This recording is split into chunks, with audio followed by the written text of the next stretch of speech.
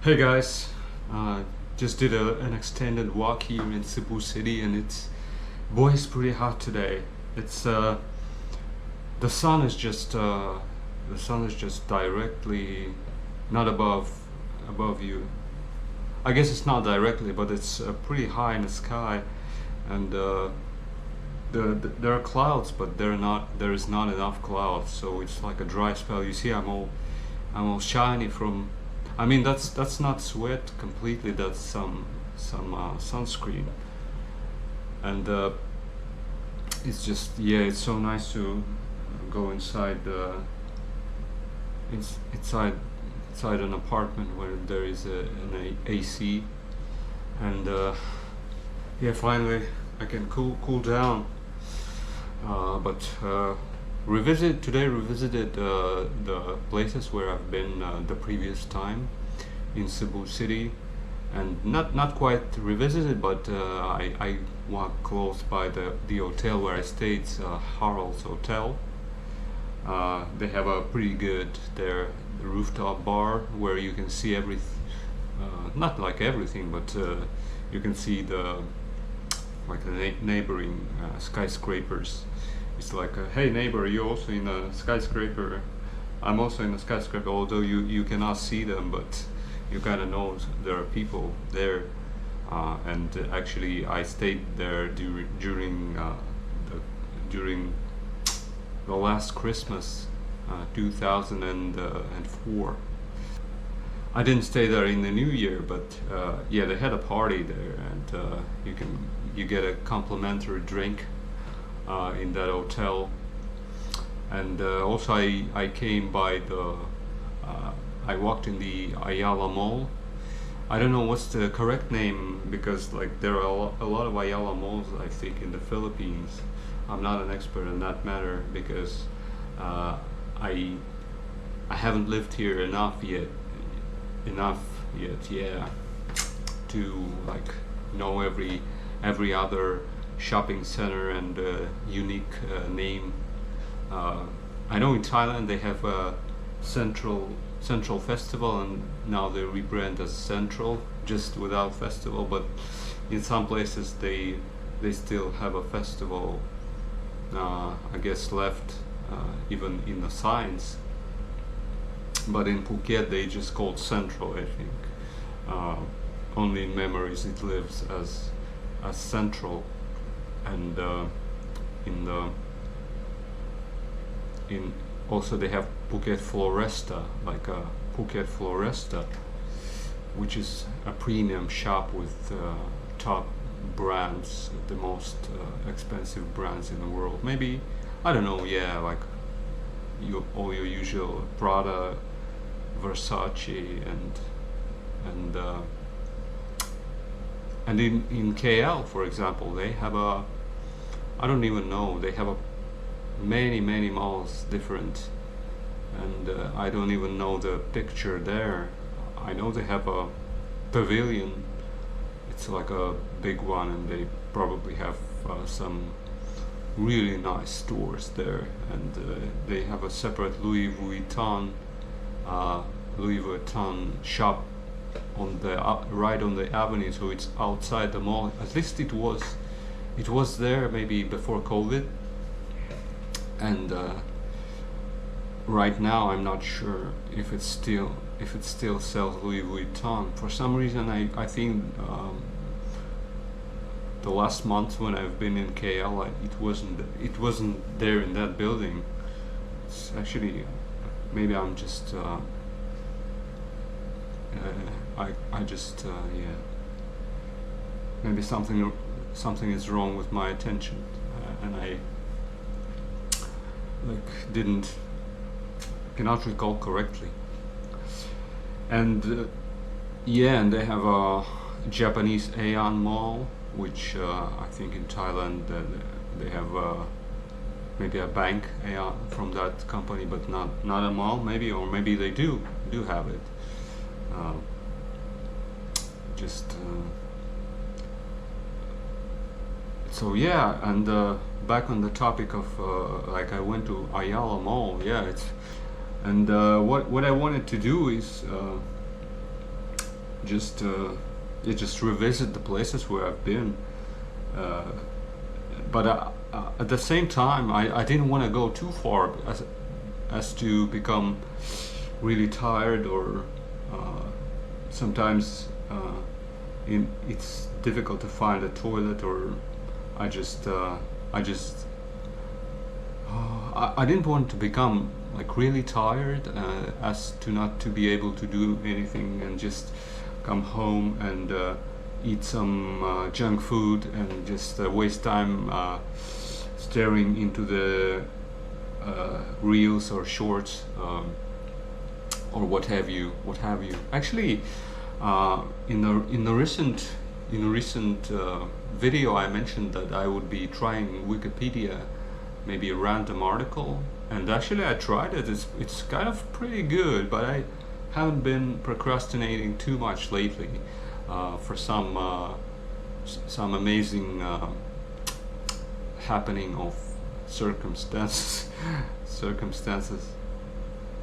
I had a chance to use it, and I also turned on Thai there, and English. So they I think when you install the Wikipedia app, they would give you like they would detect your language input languages from your phone, what inputs you have when you type in a keyboard, and they detected Thai and English there, and I don't remember if I have Vietnamese. Probably don't, if they didn't detect it. So Wikipedia app, they have two versions.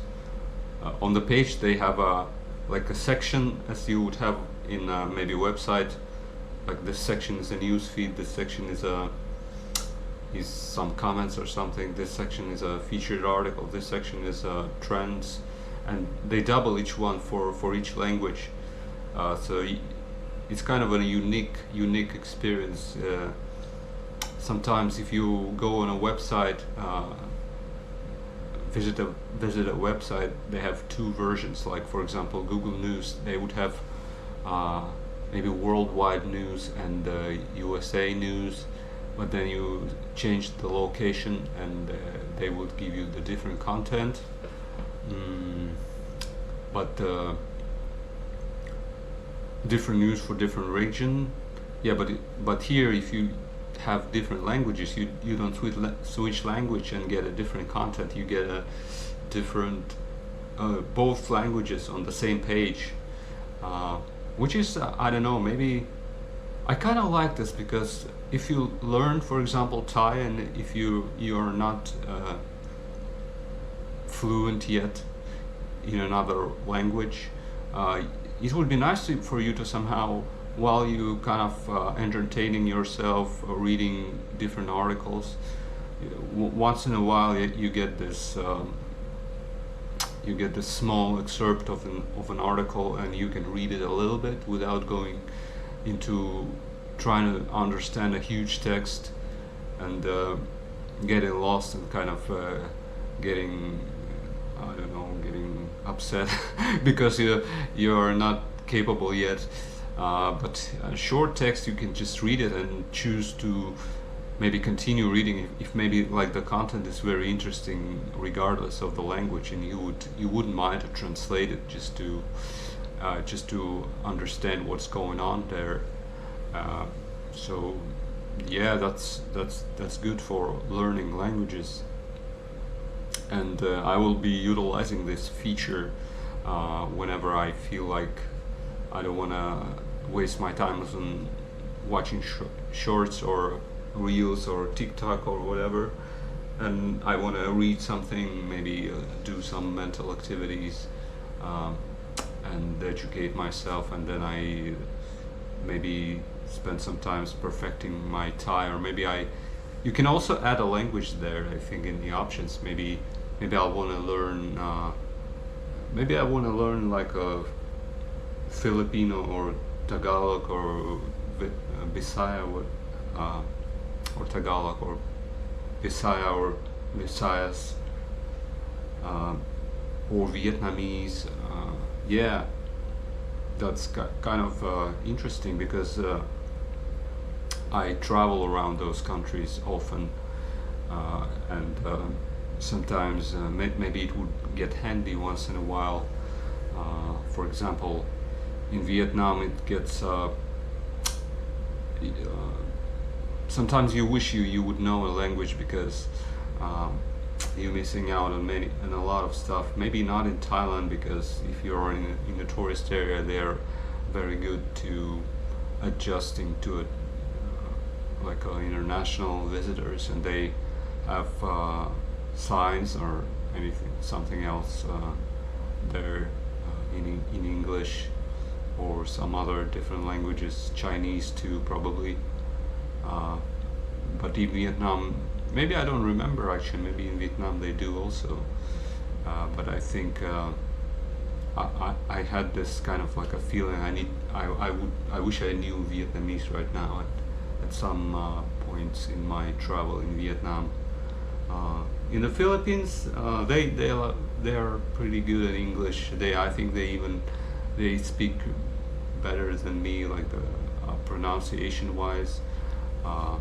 Some people I think don't speak English, but overall it's yeah, they have a lot of, and in Malaysia pretty. I didn't notice, like it's quite a bit of signage is in English in Malaysia, so I don't know about learning Malay. And yeah, or maybe Chinese you can also try. So Wikipedia app is, yeah, I'm like recommending it if you wanna kind of like change it up from the mindless scrolling and just do a little bit less mindful reading and like a random article, always fine. Also, I tried like I recently I updated the Google Translate app, and they have AI tutor. I'm not that interested like in using AI currently. I wasn't specifically researching getting an AI tutor or something to learn languages in the last time to learn languages recently, but I just wanted to try the new functionality, just not to skip it just because I don't want to like try it or anything. I just tried it, and currently they only have Spanish and French, which I'm currently not trying to learn, and maybe as a game actually also it could be interesting to learn language than just because scrolls recently, like the YouTube shorts recently have been pretty dull for me. Like the recommendations, maybe just kind of get used to it all. So going to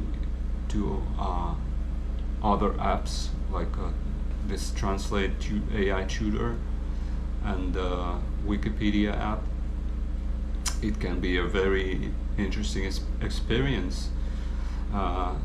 Actually, I think maybe the Google Translate, they will probably bring the paid functionality for that AI functionality, paid. What do you say? Like a paid plan, because I saw a lot of this AI tutors advertisement on YouTube. So I think it's kind of like a popular thing, and people trying to monetize it. And why is Google want to do it everything for free? I mean, that would be great, but for now I think maybe at some point they would make it kind of pay money for that, but we'll see. Anyway, so that's it for me for now, and I hope you liked it, and I'll see you next time.